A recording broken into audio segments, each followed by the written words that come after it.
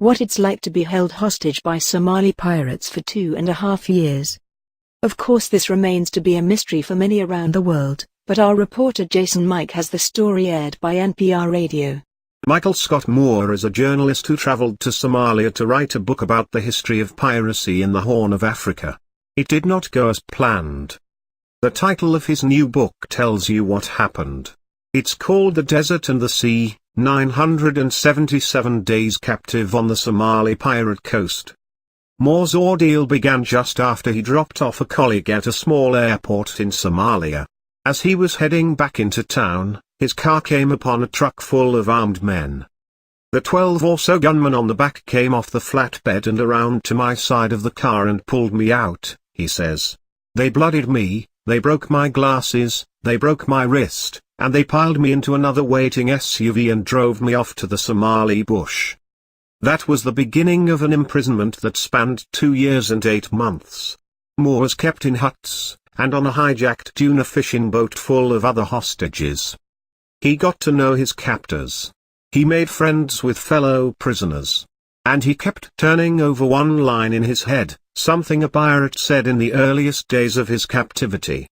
"You have made a mistake," he said, Moore says. He said, "Mistakes are human."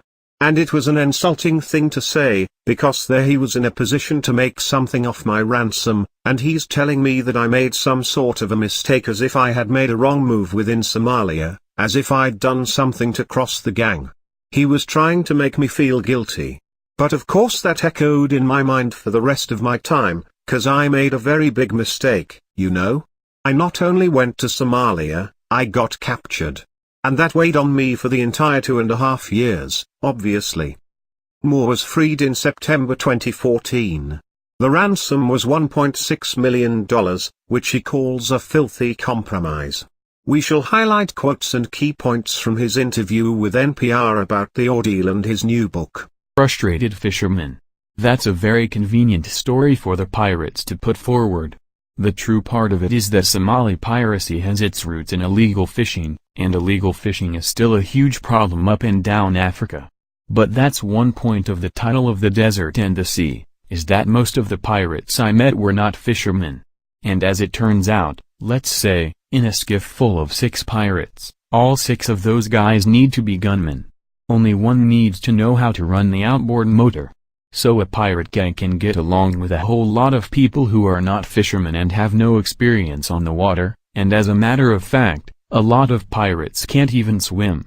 The other thing though, the other important thing to say is that there would be no piracy in Somalia if enough kids had jobs. On his line, hope is like heroin to a hostage, and it can be just as destructive. Hope was a cycle, and after a while, it became a destructive cycle. People say, well, how did you hang on to hope for 2 years and 8 months? And the fact is, I didn't. I learned to live without hope. So having your hopes raised and then dashed every 2 weeks, which is what the guards tried to do, they would say, Michael, don't worry, you're going to be out in 2 weeks, or a month or something, was devastating. It was actually no way to live. And so I had to find a different level of existing. And it turns out you can live without hope. Any Hallmark-like quotes to the contrary are wrong. Well, hope and despair are just 2 ways of approaching the future.